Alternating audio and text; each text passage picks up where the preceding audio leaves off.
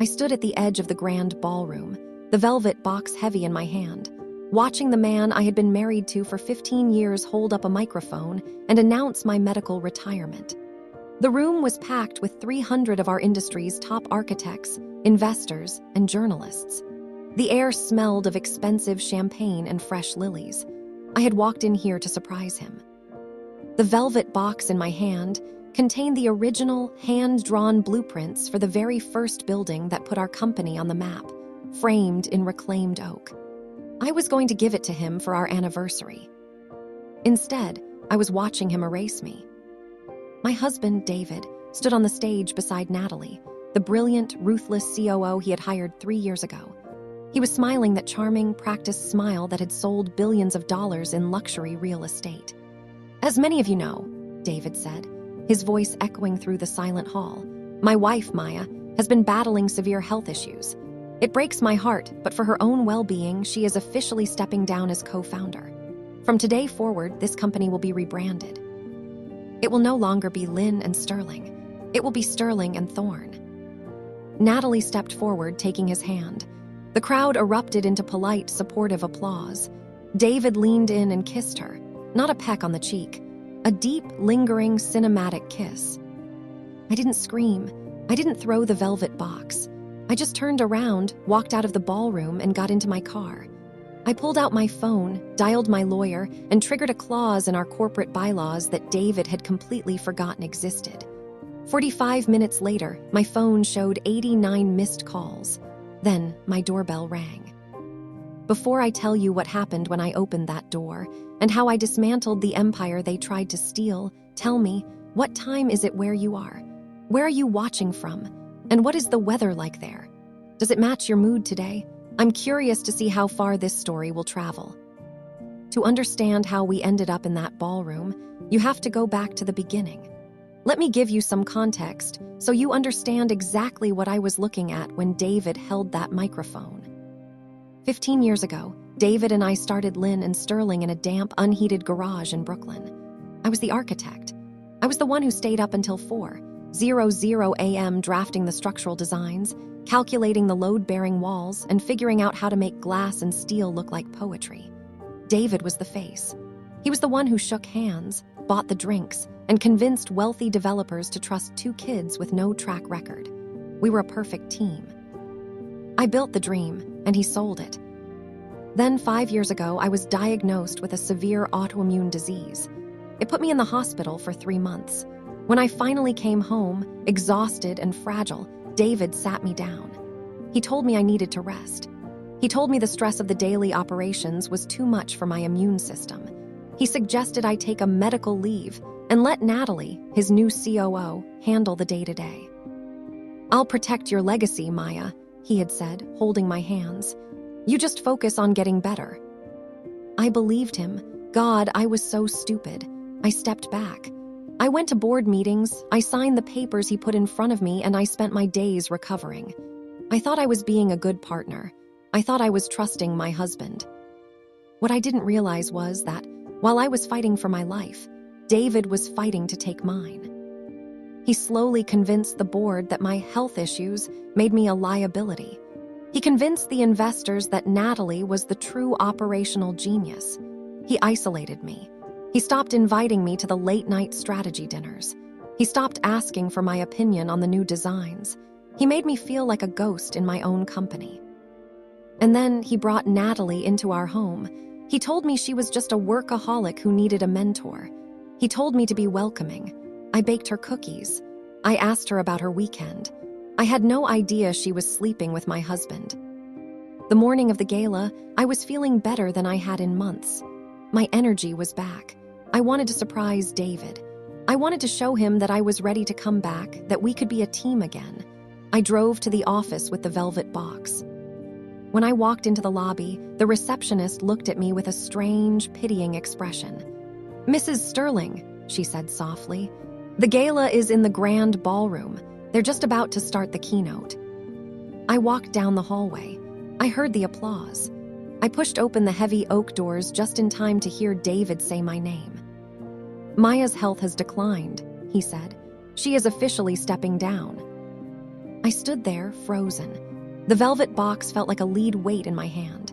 I watched Natalie look at him with this smug, proprietary gleam in her eye. She knew. She had known for months. They were using my illness as the perfect, unassailable excuse to push me out without a fight. If I argued, I would look like a sick, unstable woman throwing a tantrum. If I stayed silent, I would be erased. David looked out into the crowd, and for a split second, his eyes found mine. The color drained from his face. His smile faltered. He saw the velvet box. He saw the look in my eyes. He knew I had heard everything. But he didn't step off the stage. He didn't come to me. He just looked away, cleared his throat, and continued his speech. That was the exact moment my marriage died. Not with a fight, but with a quiet, absolute realization. I turned around and walked out. I made it to the parking garage before my hands started shaking. I sat in my car, the engine idling, and I just breathed. I could have gone back in. I could have caused a scene. But rage, when it gets cold enough, becomes very quiet. It becomes strategic. I opened my phone and dialed Marcus Vance, my personal attorney. Marcus had been my father's lawyer before he became mine. He was a shark in a bespoke suit. "Maya," he said, answering on the first ring. "What's wrong? You sound out of breath." "David just announced my medical retirement," I said, my voice perfectly steady. "And he's rebranding the company to Sterling and Thorne." There was a long silence on the line.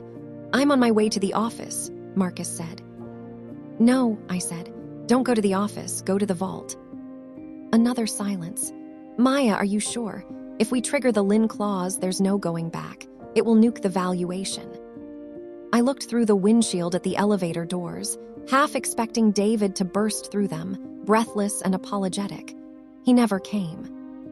"Do it," I said. The Lin Clause. David had forgotten about it. When we first incorporated, I was paranoid. I was the one who actually designed the core architectural patents that made the company millions. I refused to sign them over to the corporation outright. Instead, I licensed them to Lin and Sterling through a personal holding company with a very specific, ironclad clause. If the company rebrands and removes the name Lin from its official title without the unanimous, written consent of Maya Lin, the licensing agreement is immediately voided, and all intellectual property reverts to the personal holding company. David had been so busy playing CEO, so busy sleeping with his COO, that he forgot the foundation of the house was owned by me. By the time I drove home, the first call came in, then the second.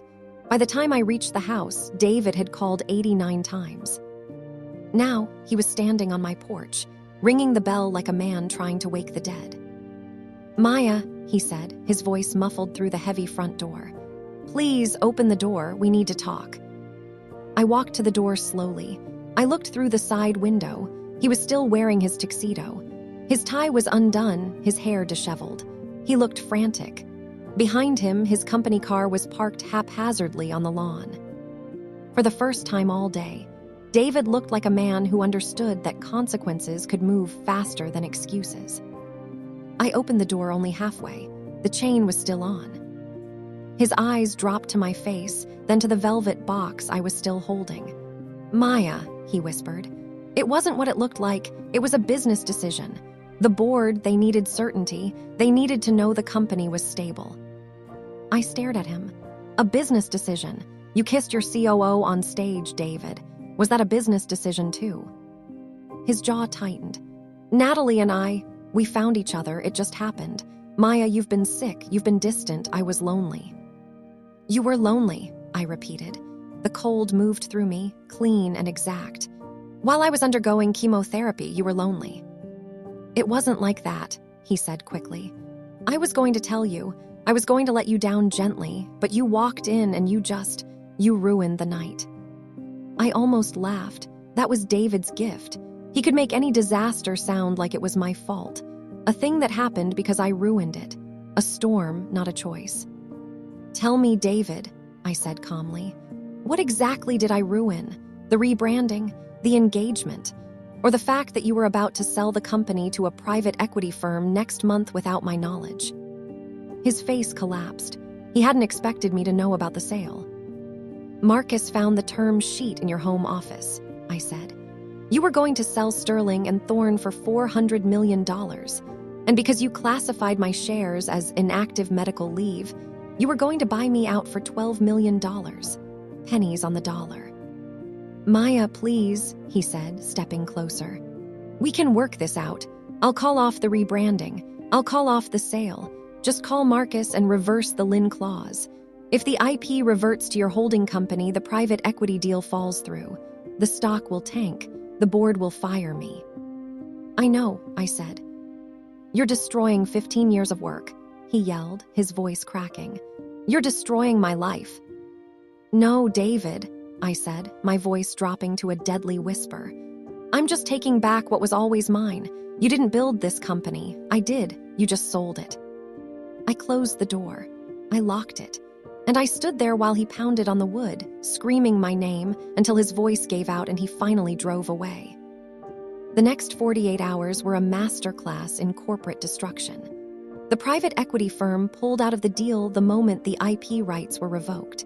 The company's valuation dropped by 60% overnight. The board of directors, realizing David had lied to them about my involvement and the company's actual asset ownership, called an emergency meeting. I didn't even have to attend. Marcus represented me. He laid out the evidence of David's breach of fiduciary duty, his unauthorized attempts to sell the company, and his gross mismanagement. By Friday morning, David was terminated for cause. Natalie, realizing the ship was sinking and that David was now legally and financially ruined, quietly resigned and took a job in London. She didn't even say goodbye. David tried to fight it, of course. He hired expensive lawyers. He tried to claim the Lin Clause was unconscionable, but I had the original contracts. I had the timestamps. I had the truth. The judge dismissed his case in less than an hour. 6 months later, I sat in my new office. It was smaller than the old one, but it had floor-to-ceiling windows and the light was perfect. I had rebranded.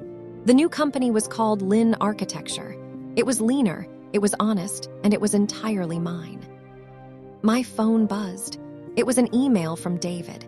He was working as a mid-level project manager at a small firm in Jersey. No corner office. No magazine covers. Just a man doing the work he should have been doing 15 years ago. He wrote, I saw the new headquarters. It's beautiful, Maya. I'm sorry. I'm so sorry. I read it once. Then I deleted it, not out of anger, out of acceptance. People sometimes ask me if I regret it. If I regret destroying the company we built together. But we didn't build it together. I built the foundation. He just painted the walls. And when you build a house on a foundation of lies, it was always going to collapse. I just decided to be the one holding the wrecking ball. Sometimes, the strongest revenge isn't destroying the person who hurt you. It's refusing to let their choices destroy the person you were always meant to become. If this story resonated with you, I'd love to hear your thoughts. What would you have done if you had been in Maya's place? Would you have triggered the clause or tried to save the company? Share your perspective in the comments. And if you enjoy thoughtful stories about betrayal, justice, and rebuilding your life, please consider subscribing. Soft, emotional music begins to fade in.